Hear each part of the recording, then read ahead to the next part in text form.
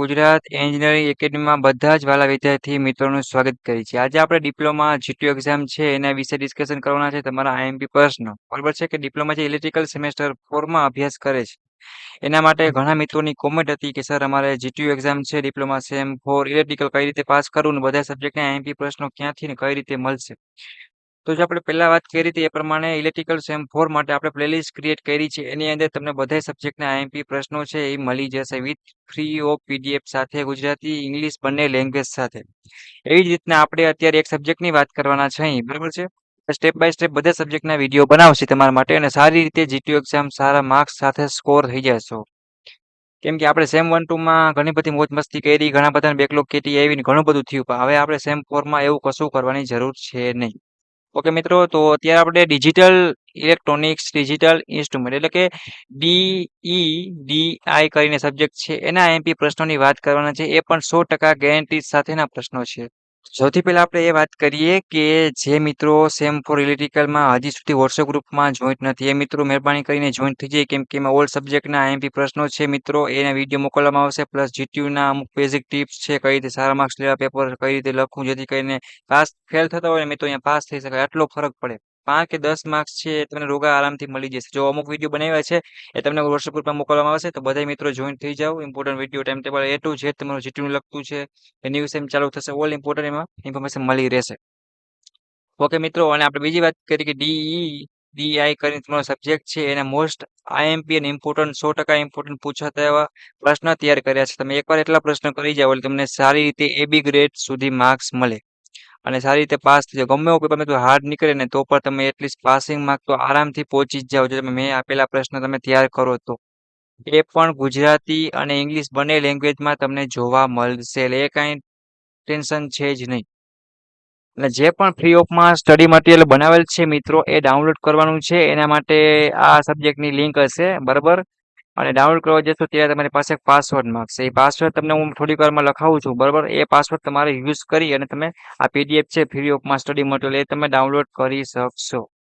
Okay મિત્રો, અને GTU એક્ઝામની સારી એવી તૈયારી કરી શકશો અને સારા એવા માર્ક્સ સ્કોર કરી શકશો. પહેલા આપણે સબ્જેક્ટની બેઝિક ડિસ્કશન કરી લઈએ. આ સબ્જેક્ટને પાસ કરવા માટે સૌથી પહેલા તો તમારો પહેલો પોઈન્ટ એ આવશે કે જીટીયુની પેપર સ્ટાઇલ પ્રમાણે તમારે લખવાનું, પહેલો પોઈન્ટ. બીજો પોઈન્ટ એ હશે કે તમારે સબ્જેક્ટમાં આવતી તમામ ટેકનિકલ અમુક મુદ્દા છે, અમુક આંકડા છે અથવા ફિગર છે અથવા તો ઇક્વેશન આવતા હોય કે કોઈ પણ ફિગર આકૃતિ આવતી હોય એ તમારે શોર્ટમાં અને પ્રોપર લખવાની. જેટલું માગ્યું છે એટલું જ તમારે પ્રશ્નમાં લખવાનું. એક ખોટું લખવાનું નહીં. ટેકનિકલ સબ્જેક્ટ છે એમનું કોઈ માર્ક્સ દેશે જ નહીં. પર્યાવરણ હોય ને આપણે લખી નાખીએ તો હાલે કે આમથી વાવાઝોડું આવ્યું હતું ને આવી રીતે ડુંગર પડી ગયો હતો ને આમ કેમ થયું હતું, પણ ટેકનિકલ છે એટલે આમાં proper digital electronics digital instrument સિવાય બીજું કંઈ પણ આવું ના જોઈએ. એટલે એ વસ્તુ ખાસ ધ્યાન રાખજો. લખવાનું અમુક એવું નથી ના પાડતો મિત્રો, પણ અમુક પ્રશ્ન છે અમુક સુધીમાં આપણે લખી શકીએ. પછી તમે હાવ હદને પાર કરી દો તો થોડુંક માર્ક્સ તમારા જ કપાય, બીજું કંઈ નહીં. એટલા માટે એ વસ્તુ ખાસ ધ્યાન રાખજો. અમુકને એવું હોય કે મેં લખી નાખ્યું તો માર્ક્સ મળી જાય, એવું ના હોય મિત્રો. સાચું લખ્યું હોય અને અક્ષર સારા હોય હા તો કદાચ બને. હાલો પેપર છે તમારા સ્પીડમાં ચેક થાય તો ફટાફટ માર્ક્સ સારું હોય વ્યવસ્થિત તો થોડાક માર્ક્સ એના બેનિફિટ મળે, પણ તમારે લખવું તો ટેકનિકલ વર્ડમાં જ પડે. અને જ્યારે ઇન્ટરવ્યુમાં જશો ત્યારે પણ થોડુંક વાંચ્યું હોય તો કામ આવશે. એટલી વસ્તુ ખાસ ધ્યાન રાખવાની રહેશે.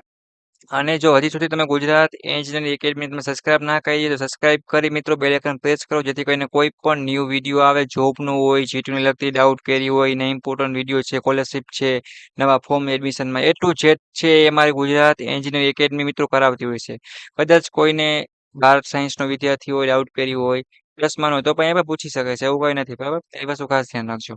તો સબસ્ક્રાઇબ કરી દીધું, બધા દોસ્તોને મિત્રો શેર કરો અને એ સપોર્ટ તમારો જેટલો હશે એટલો તમે તમારા સારી જોબ સુધીની અમે તમારી જવાબદારી લઈએ. એટલે કે ત્યાં સુધીના ઇમ્પોર્ટન્ટ વિડીયો બનાવશે, બટ તમારે સામે બને એટલો સપોર્ટ કરતું રહેવાનું રહેશે. અમારી યુટ્યુબ ચેનલની ટીમ છે એ તમને પૂરેપૂરો સપોર્ટ કરશે અને એક મિત્ર તરીકે ગાઈડ કરશે અને તમને સમજાવશે ઓલ વસ્તુ એ ટુ ઝેડ મિત્રો. એવું નહીં કે ખાલી મીડના એમપી જીટીયુ સબમિશન એવું નહીં, ઓલ વસ્તુ છે એ તમને સમજાવવામાં આવશે. તો બધા મિત્રો છે એ જીટીયુ એક્ઝામ માટે રેડી થઈ જાઓ.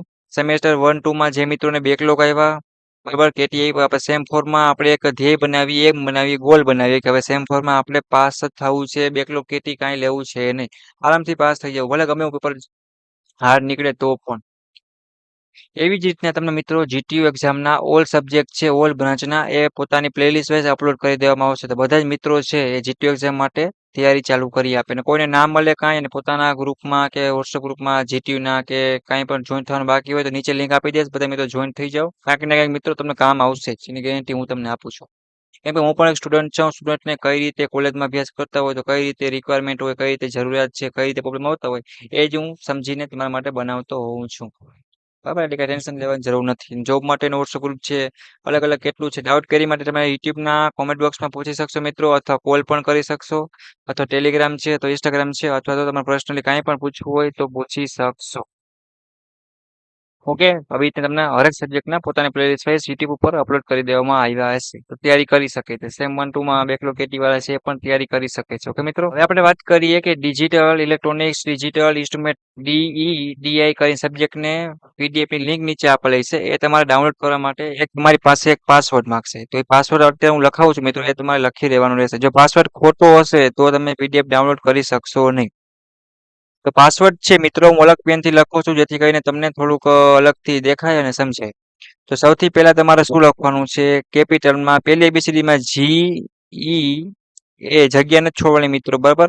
GE પછી આવશે 5199, એટલે કે 5199. GE જગ્યા છોડ્યા વગર 5199 આ તમે પાસવર્ડ એટલે કે કોડનો ઉપયોગ કરી જ્યારે પણ ડિસ્ક્રિપ્શનમાં લિંક આપેલ છે મટીરિયલ ફ્રી ઓફમાં ડાઉનલોડ કરવા જશો ત્યારે પાસવર્ડ માંગશે, એ તમારે નાખવાનો.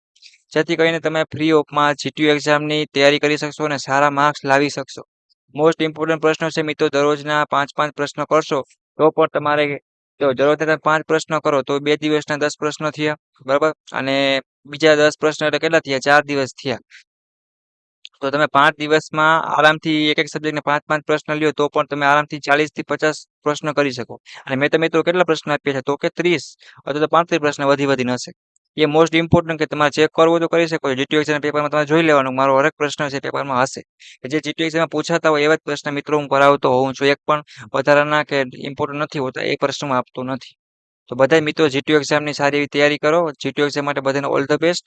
ઓકે, કાંઈ પણ ડાઉટ કેરી હોય A to Z તો તમારે પૂછી લેવાનું રહેશે. But Gujarat engineering academy YouTube ચેનલને સબસ્ક્રાઇબ ના કર્યો તો સબસ્ક્રાઇબ કરી મિત્રો, લાઈક કરો, શેર કરો અને સારી એવી કોમેન્ટ કરો. અને હજી તમારે કાંઈ વિડીયોની જરૂર હોય, કાંઈ મટીરિયલની જરૂર હોય મિત્રો તો તમારે બેઝિઝક કહી દેવાનું, કાંઈ પણ ટેન્શન લેવાનું નથી. ઓકે મિત્રો, thank you. Take care, bye bye. Next મુલાકાત લેશે તમારા ઇલેક્ટ્રિકલ ડિપ્લોમા સેમેસ્ટર 4 ના આવા જ બીજા જીટીયુ એક્ઝામના વિડીયો સાથે. ઓકે મિત્રો, એન્જોય કરો, મોજ કરો અને જીટીયુ એક્ઝામ મસ્ત પાસ થઈ જાઓ. જીટીયુ માટે બધાને ઓલ ધ બેસ્ટ.